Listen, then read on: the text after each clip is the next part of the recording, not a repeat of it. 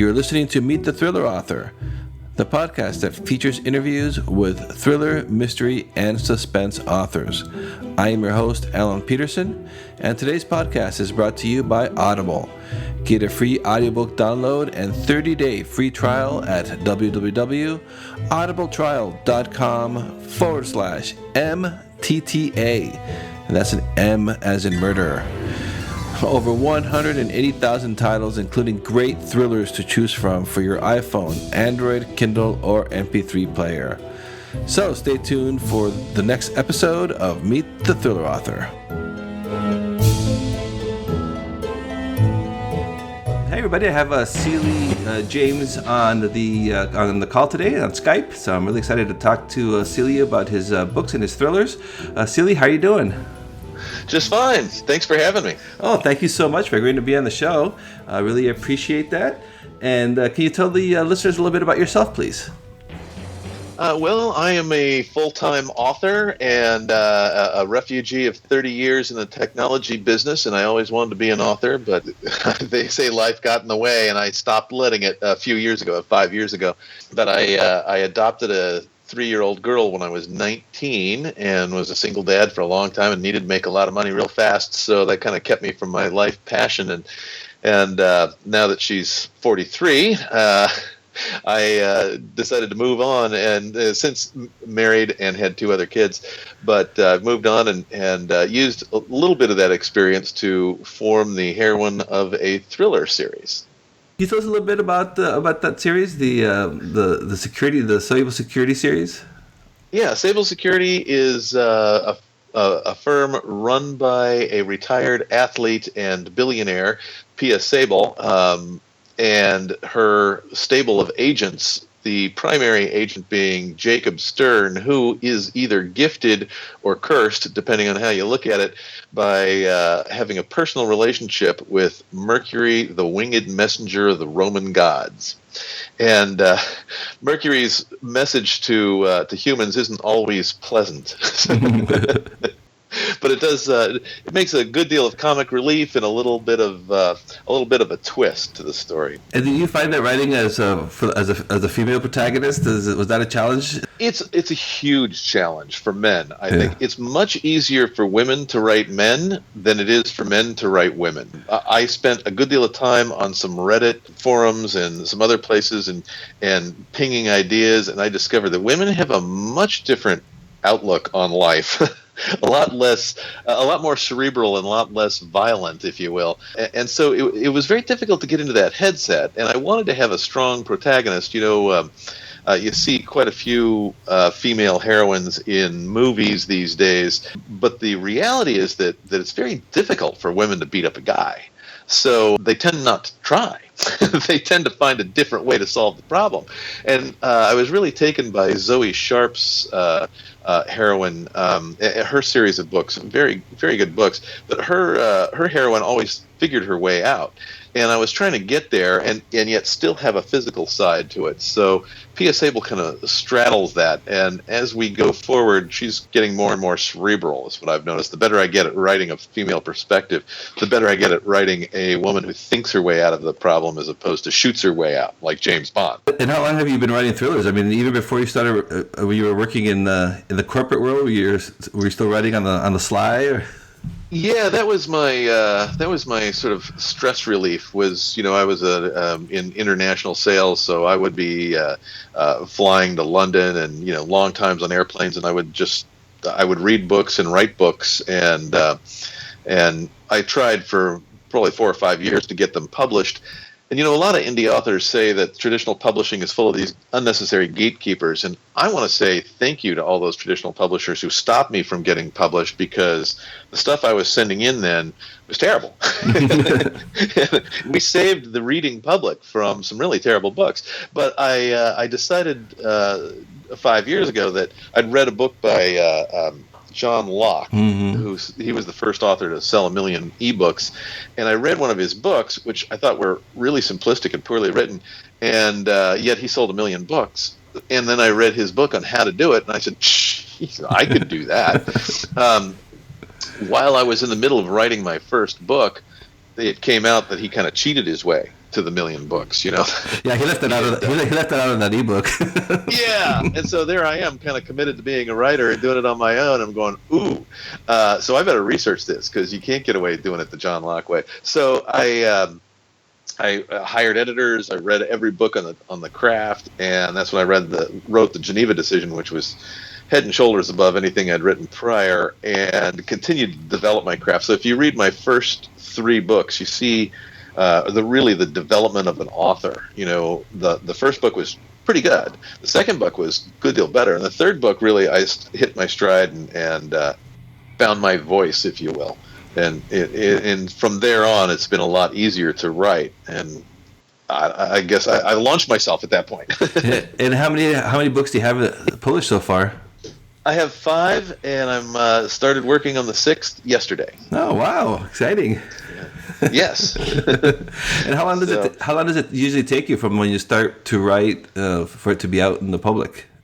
Well, the first 4 books took me a year each because I really tried to develop the characters, the story. The first book was about Pia Sabel, pretty much, and it was a standard mystery thriller.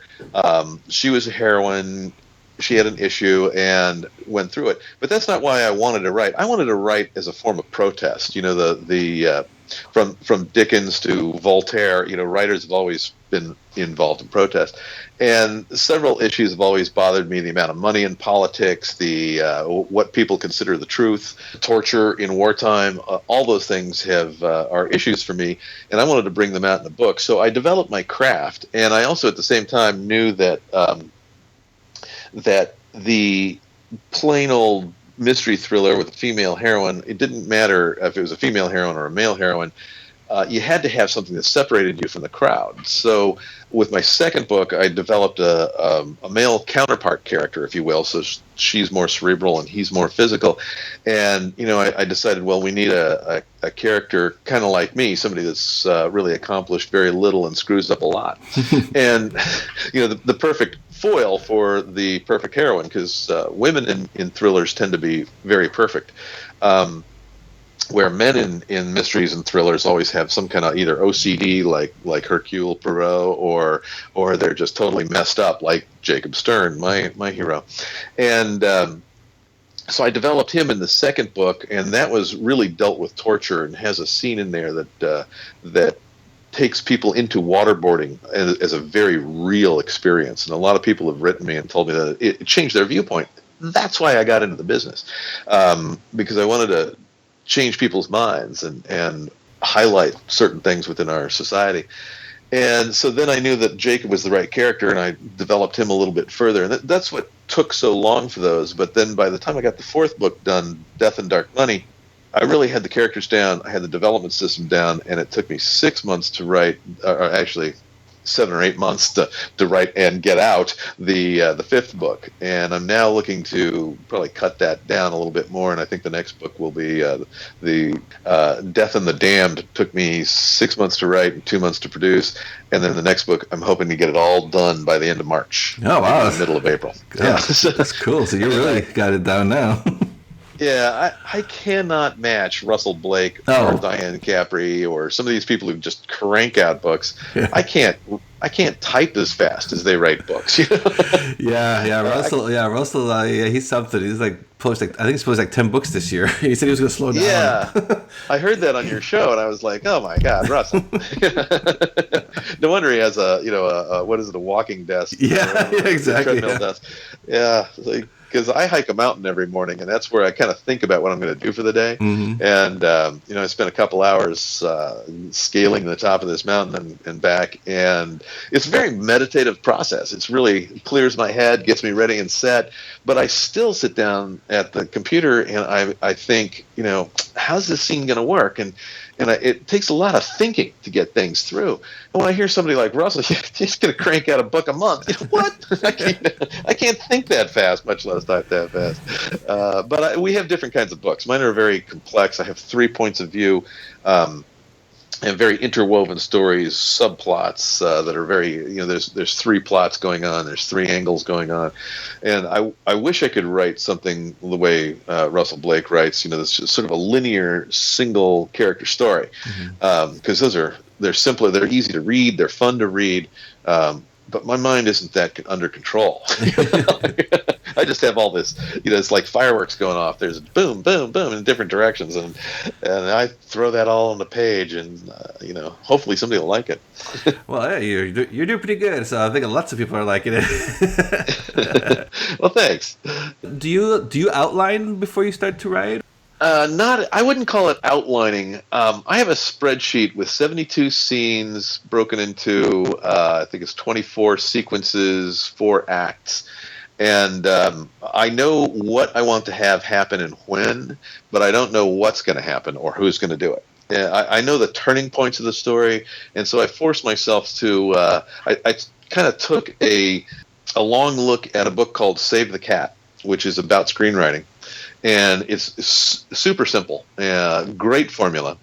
And then I looked at The Writer's Journey, which was written it's sort of a takeoff on The Hero with 1,000 Faces, and I read that as well. I've taken those 3 books, put them into the spreadsheet as the sequence of events that need to happen.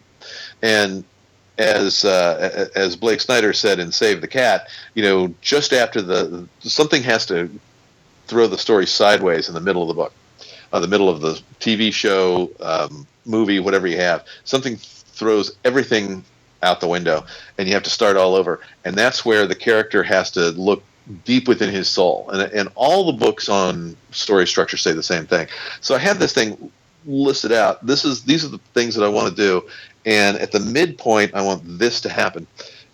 And I keep that, and I keep looking at it as I'm writing. So each chapter really represents a scene, so I end up with somewhere around 65, 70 chapters.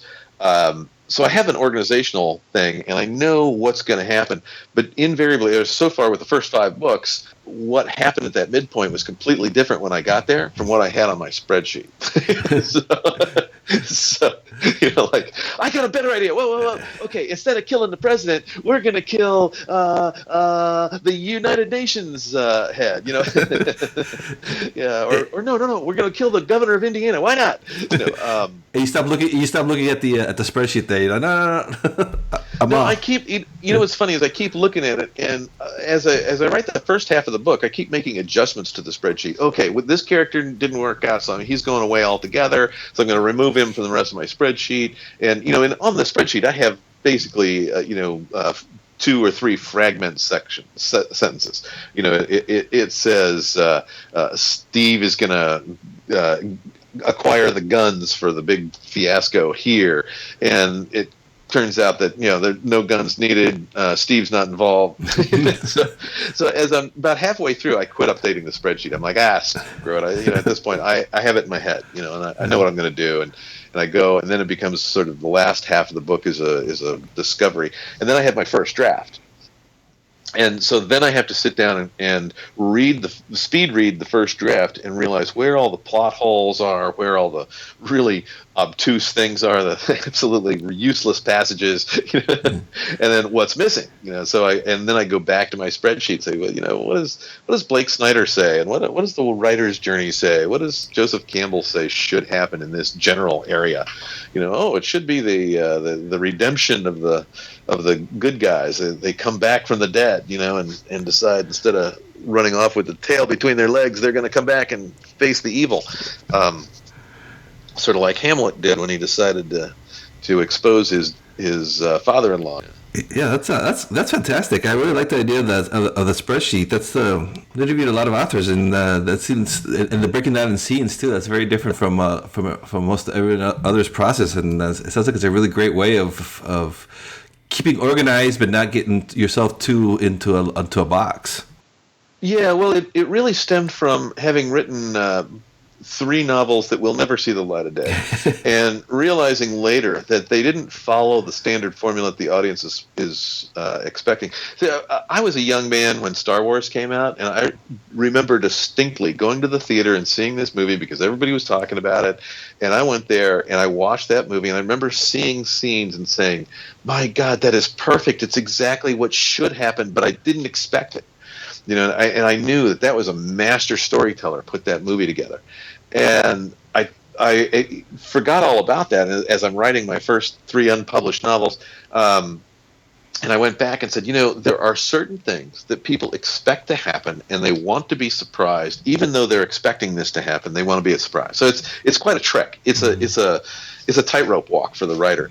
And so I keep that spreadsheet to keep me honest, because my stories tend, I'm kind of a pantser, so I don't outline. I don't have it. Clive Cussler has it all down. He has a 90-page outline before he writes the first word, Oh, wow. or at least he did in his youth. But I don't know what he does now, because I don't think he's writing those books. I think Russell is. Yeah, Russell's written a couple.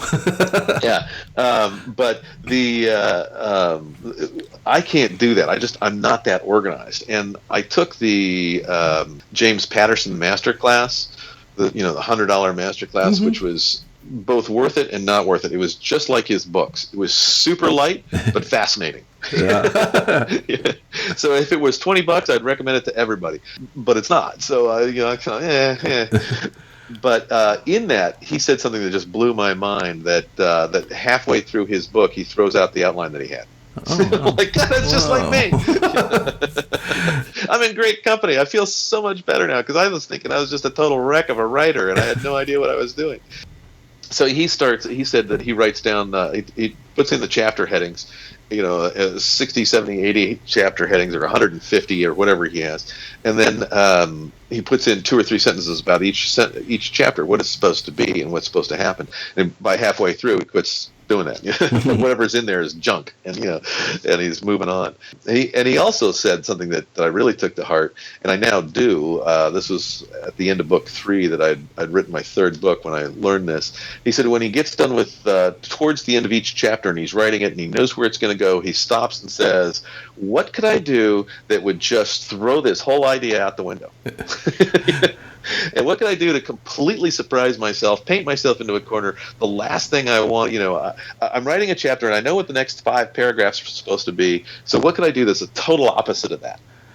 And I've challenged myself. And I just don't have the courage to do it with every chapter. And I'm not sure that he does either. But I do it in enough chapters to make it just really refreshing to write, because I don't know what's going to happen next. That's brave, especially if you already have it all, kind of, you have your spreadsheet or whatever. If you have an outline to do that, that's kind of a brave challenge. I spend probably 2-3 days making that outline, and I got to confess, some of those chapters just says chase scene, think something up, because a chase scene ought to go here. It seems like the right place for a chase scene. But some of them are kind of detailed and carry the plot points and the major characters, the good guys, the bad guys, all that kind of thing. What I really do, to back up a little bit, is I write down what the bad guy is planning to do. So let's say we're going to rob a bank and we're the bad guys, and you and I are plotting to rob the bank. We're going to case the place. We're going to figure out how many cameras they have, how many security guards they have, how much money they have, how much we think we can get, how much time it'll take, blah, blah, blah, blah, blah. And so I make that whole timeline, and then you and I go to execute our little bank robbery here. We got to have a getaway car. We got to have a way to launder the money when we get done. All this, our whole big plan. And then I say to myself, okay, that's the big plan. These 2 guys are going to go rob a bank. Where does the good guy walk in? Mm-hmm. Does he walk in just as we're robbing the bank, or does he walk in just as we're entering the bank, or does he walk in while we're planning the bank robbery? And Vonnegut said, start your story as close to the end as possible.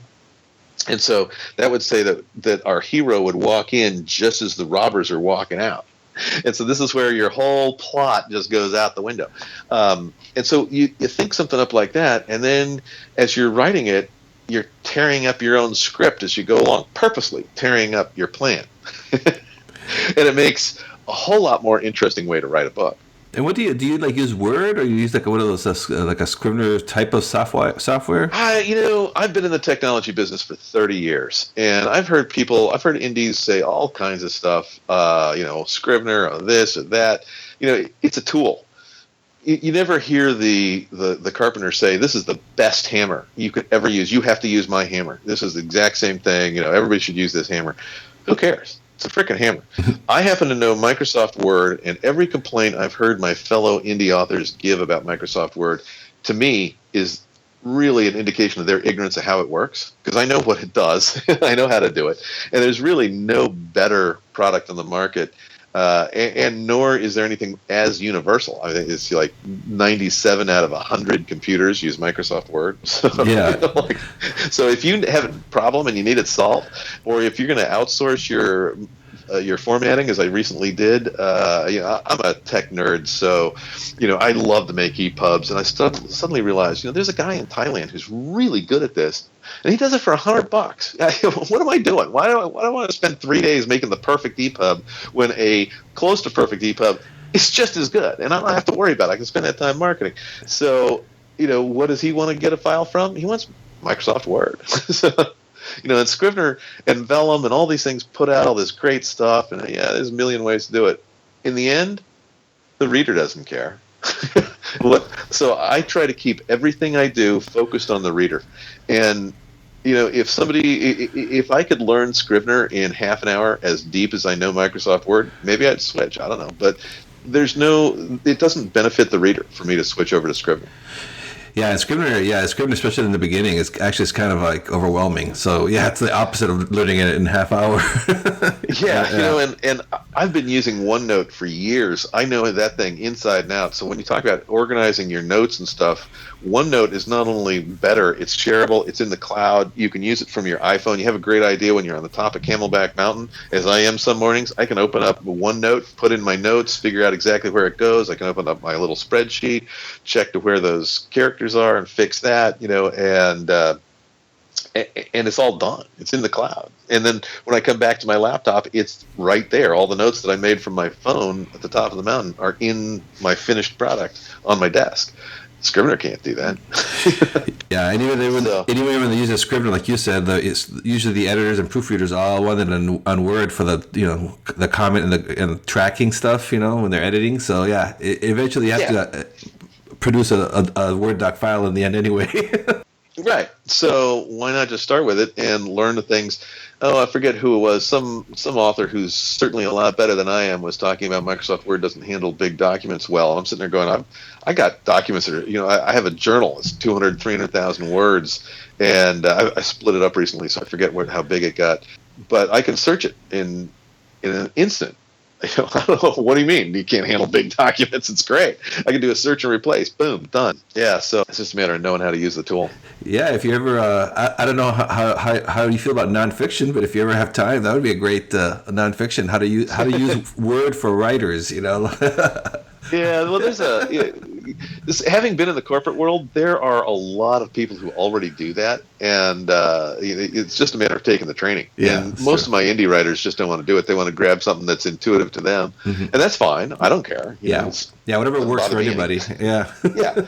They want to use, but it's what gets me is when I get into a writer's forum and somebody says, "Oh, you got to use Vellum, you got to use Scrivener, you got to use this." No, I don't.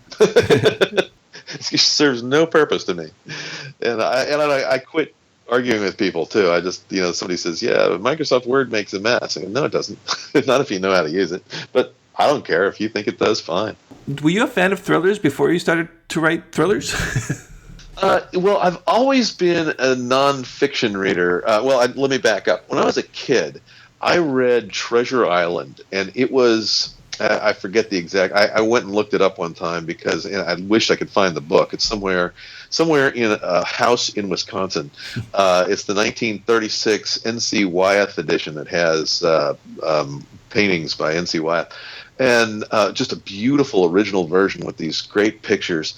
And I just fell in love with that book on a rainy day in the summer in Wisconsin, and that made me just love the adventure stories. And when I was a kid, I read a lot of those, and somehow I got into some stuff that was way over my head. I read The Tale of Two Cities when I was 10. I read Les Miserables, when I was 12. Wow. I didn't understand them, and so fiction went from being this really great, wonderful new world like Treasure Island, which is perfect for a 10-year-old, into this complicated, but beautifully written. I mean, I got the general gist of the story of Les Miserables, but it was way over my head. And so then I started reading nonfiction basically as a teenager, and I discovered that a lot of my peers just didn't know what they were talking about on history and politics and economy. And so I kept reading that, and it helped me in my career throughout the business world because I was really up on this stuff. It got me into the technology business because nobody had really understood what was going on, but everybody knew personal computers were the wave of the future.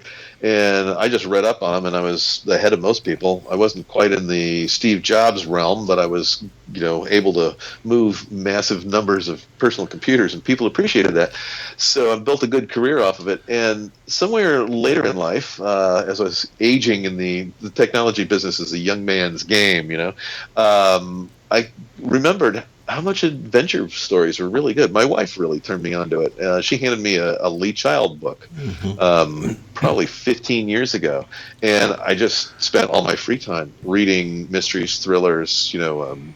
I went through enough James Patterson to make me sick of it. I went through enough Sue Grafton to make me sick of it. Some of these people have long, binge-worthy books. And I'm still a huge fan of Lee Child. Just started discovering all these different authors. And that's what rekindled my desire to be an author. So I was going back and rereading this. And so now I've become a 3,600 night success. That's all. That's good. Yeah, 10 years later. Yeah. And when you're writing, do you set yourself with goals? Like I'm going to write, 1,000 words today, or? Yes and no. And I grappled with that for the first couple of years. I had a 2,000 word limit. If I haven't written 2,000 words, I didn't spend my time wisely. And I quickly came to realize that you can write 2,000 words, but if 1,500 of them are junk, who cares? If 1,500 of those words had nothing to do with the plot. And so I keep telling myself, it's all about the story. It's all about the story. What is this story about? Does this scene that you just dreamed up that's beautiful, that really expresses a human emotion in a way that nobody's ever expressed before, does that have anything to do with the story? And if the honest answer is no, out it goes. I don't care if I've already written it or I spent time thinking it up. But what I do is I want to progress my story in a way that will fascinate readers. And I spend my day, and I keep a journal, as I mentioned, and at the beginning of every day I set out what I want to do. I put a lot of my thoughts in there. This is what we're going to do. This is how the story's going to go. And I work out dialogue and all kinds of stuff in my journal. And then at the end of the day, I cap it off by saying, well, I wrote 4,000 words today, or I wrote 200 words today, but I dreamed up this great twist. If that thing says, yeah, I only wrote 5 words today, but I dreamed up a great twist, that's a good day. Yeah, so you go more for the big picture than the actual, nuances of X amount of words. Sometimes it's big picture, sometimes it's little picture, sometimes it's detail, but all the time, it's what will make the reader go, wow. I want my readers to feel the way I did when I saw Star Wars when it was brand new. Wow, spaceships that bank on turns. Who would have thought? Totally unnecessary in outer space, but go for it, Lucas. Go for it. I want to wow my readers that same way and just fill them with awe. And so that's why I can't do a single linear plot. Agatha Christie's, it's just the genius. It's a single linear plot. There's a dead body and somebody done it. That's where our story goes. I have to have, there's a dead body, somebody did it, somebody has a reason to cover it up, somebody else has a reason to cover that guy up, and somebody wants to expose them all. And now what's the justification for all those people, and why are they doing this? And and I got to get those things in there, and otherwise I don't feel like I've wowed my audience. And I was fascinated when reading your website, because this is a question that I usually ask other people when I interview about their life experiences, and you had a excellent post about how adopting your daughter was a basis for a thriller. Can you tell us a little bit about that, and how does she feel about that? She's honored. So I have 3 children. One is 43, the next one is 19, and the next one is 17. And the oldest is honored because it's all about her, but she's never read the books. And she keeps telling me, so you wrote these books about me? And I said, well, not exactly. Yeah, sure. Why not? And then she asked me, can I have a copy? And I went, because this is a world-class athlete. So I took a lot of liberties. But the basis of the story was that well, let me back up and talk about why I adopted her. An acquaintance of mine had gotten a job. She was a teenage mom, single mom. No future, no plans. Her whole idea that she would when she was 17, get married and have a baby and everything would work out great, kind of fell apart by the time I met her. She now had a 3-year-old, and she had just landed a job on the night shift, working 6 till midnight, and she just couldn't afford daycare. So she asked me, and I barely knew her. She said, "Will you pick up my daughter from daycare at 5 o'clock and keep her, and she'll go to sleep early, and you take care of her until I come back at midnight, and I'll pick her up and take her over to my house." And I was like, "Oh yeah, sure." I'm 19. I figure, how hard could it be, right? And I had no idea what was involved. I went to pick her up at daycare, and I really had only seen her once in my life. And I went into daycare. This is long before people were worried about children snatching and all kinds of other things. So they didn't have as much security involved. And I went into this daycare and said, "I'm supposed to pick up this little girl. I forget her name. She's about so high, blonde, blue-eyed." And they said, "Oh, well, look in this room." And they opened the doors, and there's a whole bunch of little girls about so high, blonde hair. Arizona, they're sun blonde. Everybody's sun blonde from the sunshine. And I really didn't know which one it was. And this little girl came running out of the crowd, going, "Daddy, Daddy, Daddy!" Jumped into my arms, and she just leapt into my arms and held on really tight. And that's when I realized what true unconditional love is all about. And I never let go of her, for the next 43 years. So she was just such a joy and a wonderful person to be around. But she had to endure a lot because I ended up adopting her. Her mom kind of came and went from her life. Her mom intended to do well, but never got her act together to actually do well by her, and would call up and say, "Hey, I'm going to take her to Disneyland," and then not show up. And so there was this constant rejection in her life, and she managed to keep a stiff upper lip and really persevere through all kinds of hardship and emotional abandonment, if you will.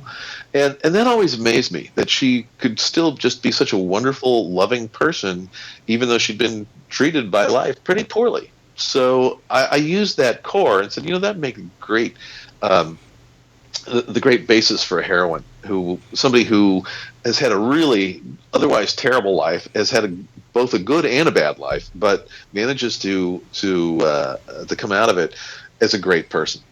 And that's what I use. So, however, I also wanted a thriller heroine that was realistically capable of beating up guys.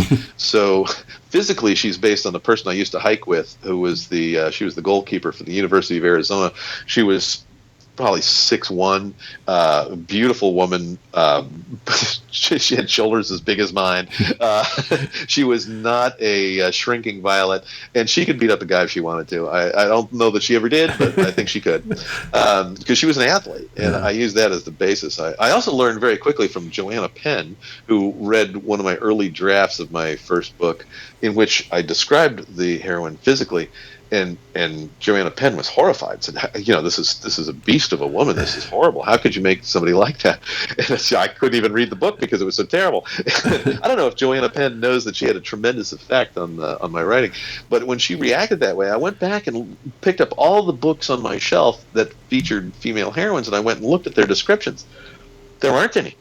Kay Scarpetta has a ponytail. That's it. I forget. There's another one of them. My wife and I started thumbing through these books, and we go, "Okay, this woman has a hat.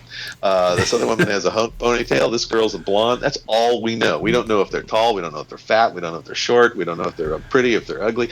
The reader makes it up for themselves. And so thanks to Joanna Penn, I removed all physical description other than she's tall and she's an athlete, so we know she's fit. So that's all the description. And I get people, good reviews and bad reviews both, saying, "Well, she's a beautiful woman and she's perfect," and that's a good thing or a bad thing depending on how the review went. Like, yeah, where did you get the idea she was beautiful? I mean, I never said that. Even in the last book, I even had a moment of self-reflection where some guy tells her she's beautiful and she just goes, she never thought she was, because she's I don't know if you've ever seen a female athlete in person, but they're pretty buff. They're pretty intimidating.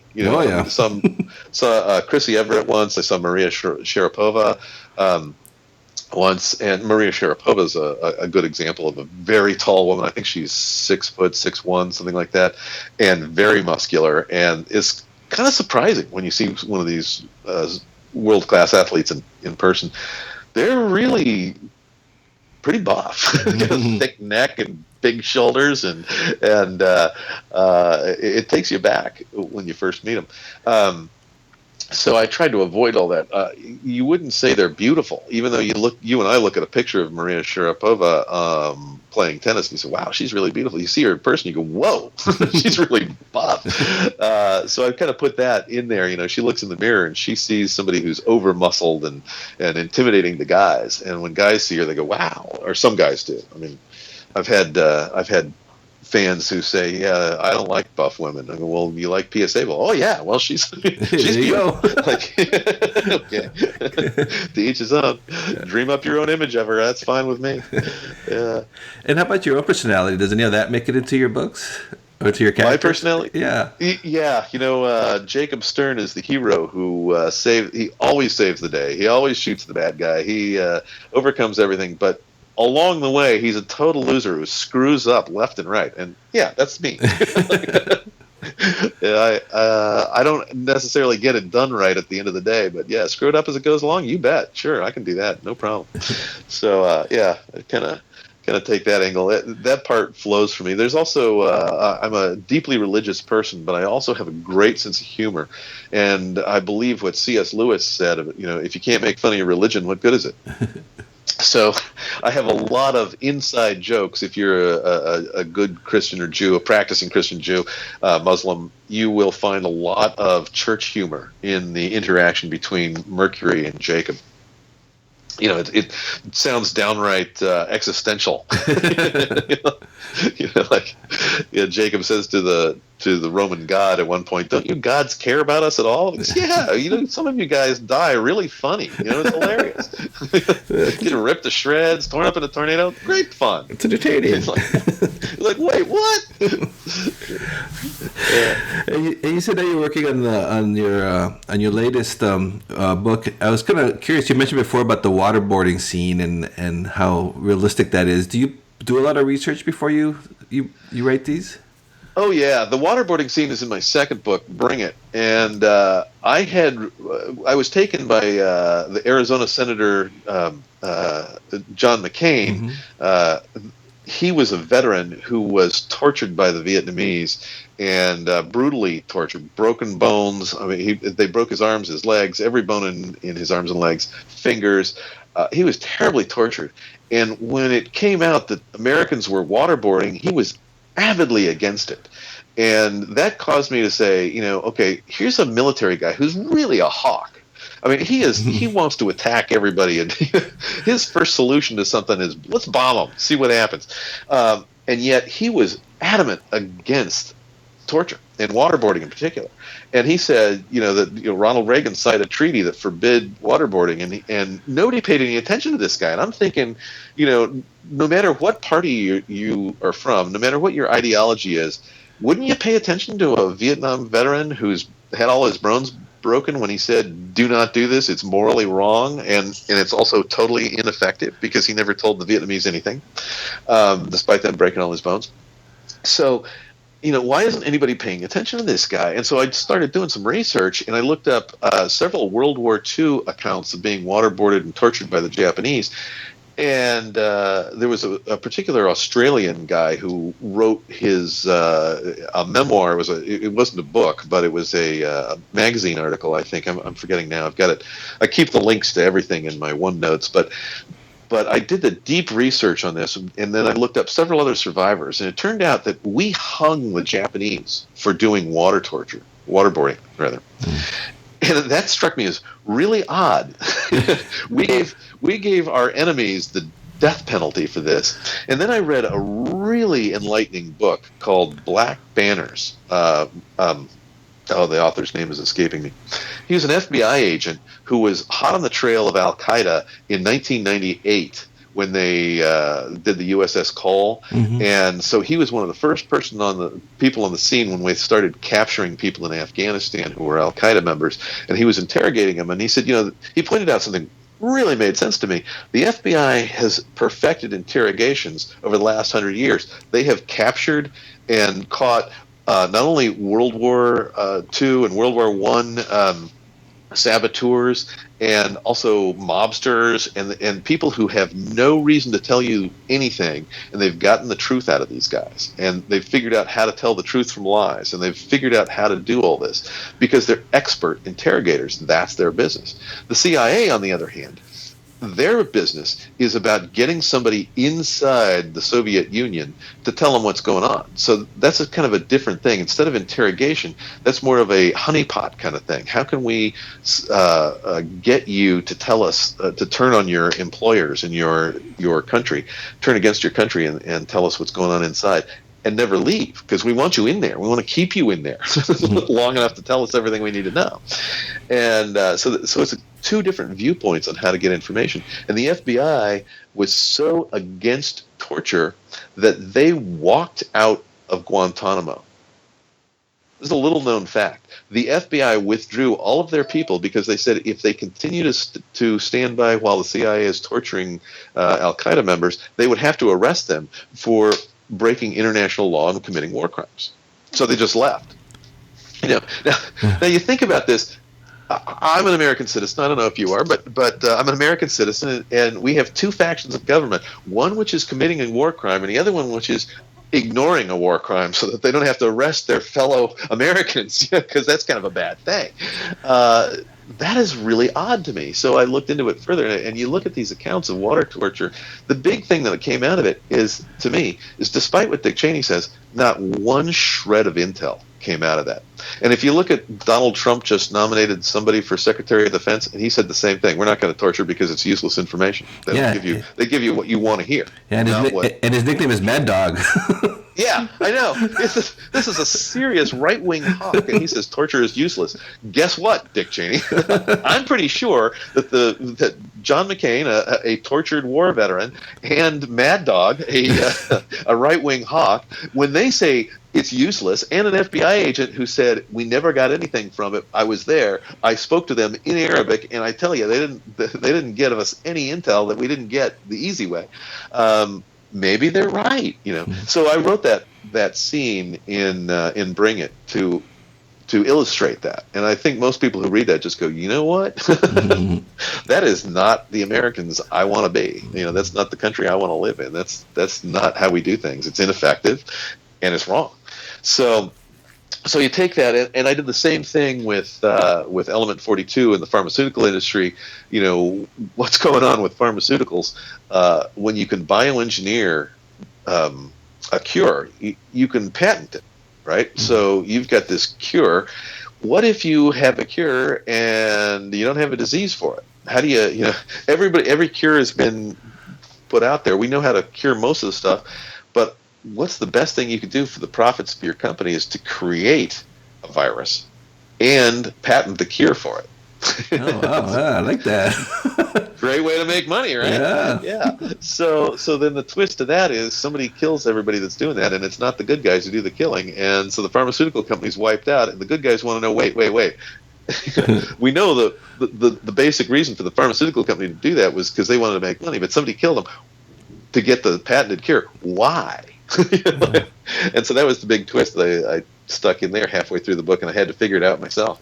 And I had to develop that one as I went along. And then in the fourth book was really a statement about the amount of money that's pouring into politics these days. Mm-hmm. And the most recent elections, actually several elections, have pointed out that the guy with the most money in the election doesn't always win, but the amount of money and where it's coming from will shock people. I mean, if there's a book called Dark Money by Jane Meyer, a New Yorker contributor, and it's just fascinating because the things that happen in American politics are not funded by who you think they are. The grassroots uprisings are not always grassroots.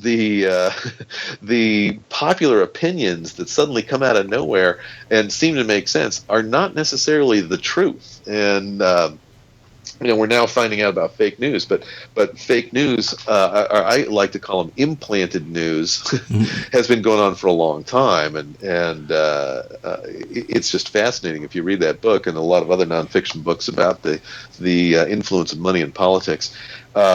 So I wrote, I took that idea. So you and I know, whether you like George Soros or not, whether you like David Koch or not, these guys, one of them's funding the left, the other one's funding the right, and you can take up arms against either one. But the fact that we let this kind of money come in without knowing who put the money in is the scary part. How do we know that Vladimir Putin didn't put $100 million into the last election? How do we know that the king of Saudi Arabia didn't fund the last election? Either side, take your pick of whichever villain you want. How do we know that, Osama bin Laden was a really bad guy with $100 million at his disposal? How do we know that the next Osama bin Laden isn't funding a couple of senators right now? We don't. We have no clue.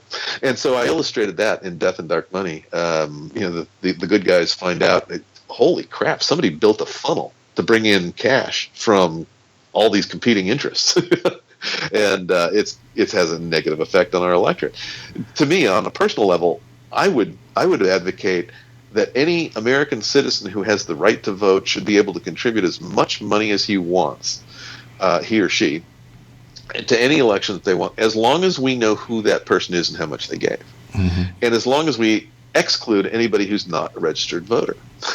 So that way, to me, that's freedom of speech. And those are the people. We don't let the Chinese give to the Republicans or the Democrats.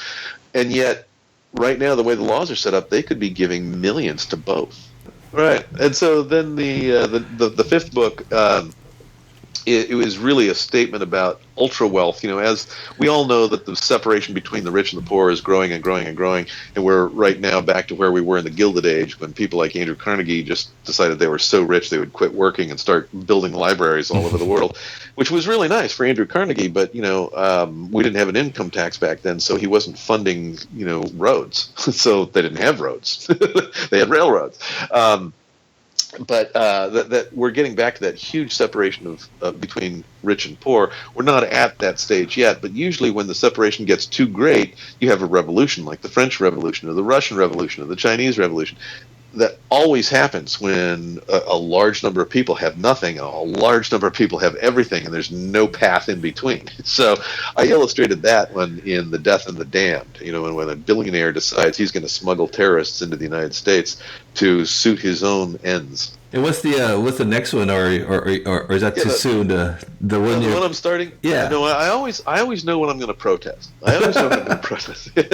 And so this last election cycle, and now we're starting to hear the term fake news. Yeah.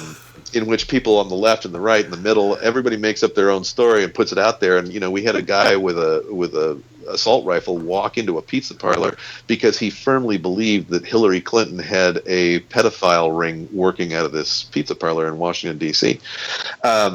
It was fake news, and he bought it hook, line, and sinker. And he walked in, and people could have been killed. This just happened the last couple of days. There are plenty of people on the left who are willing to take up arms against the right because of this same stuff, some of it's fake news. I saw something going around with the recount in Ohio or Pennsylvania or somewhere. This box had been tampered with, and there's a photograph of the tampered box. And I've been around the technology business long enough to know what a computer seal looks like. And the photograph that I was looking at was not a computer seal.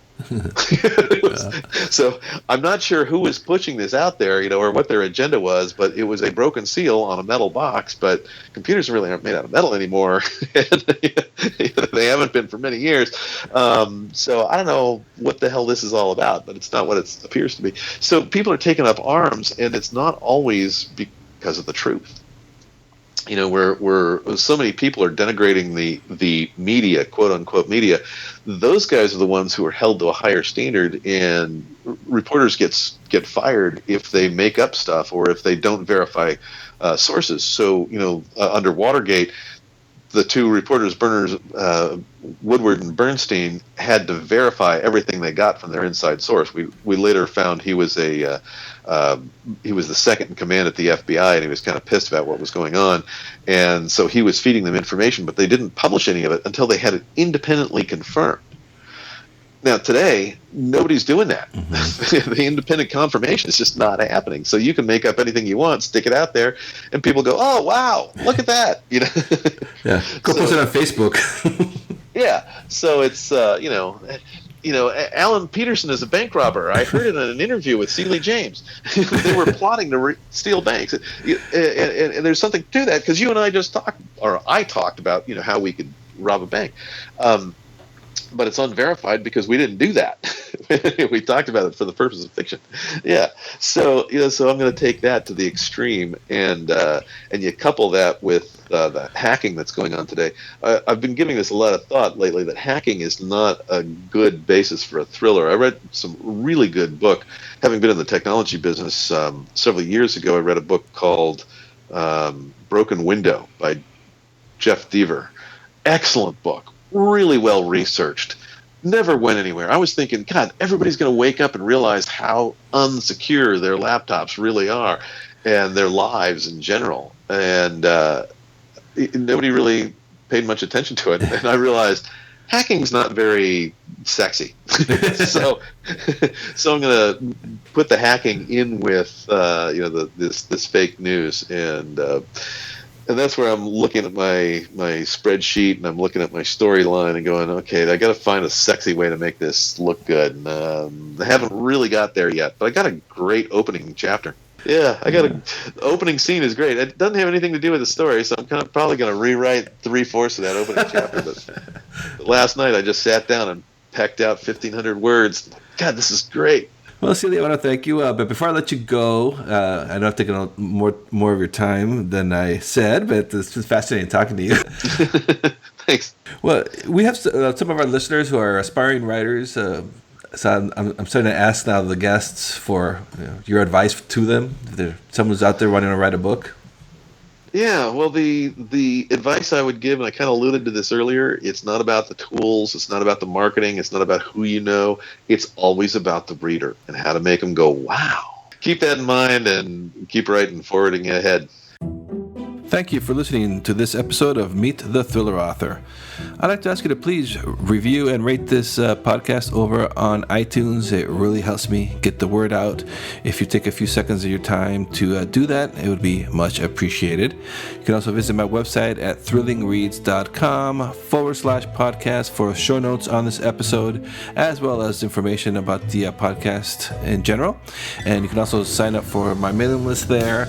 You'll be getting special offers from our guests, as well as information, behind the scenes information on the podcast. And please do visit my author website at alanpeterson.com. I appreciate your support. And so until next episode, I will talk to you then.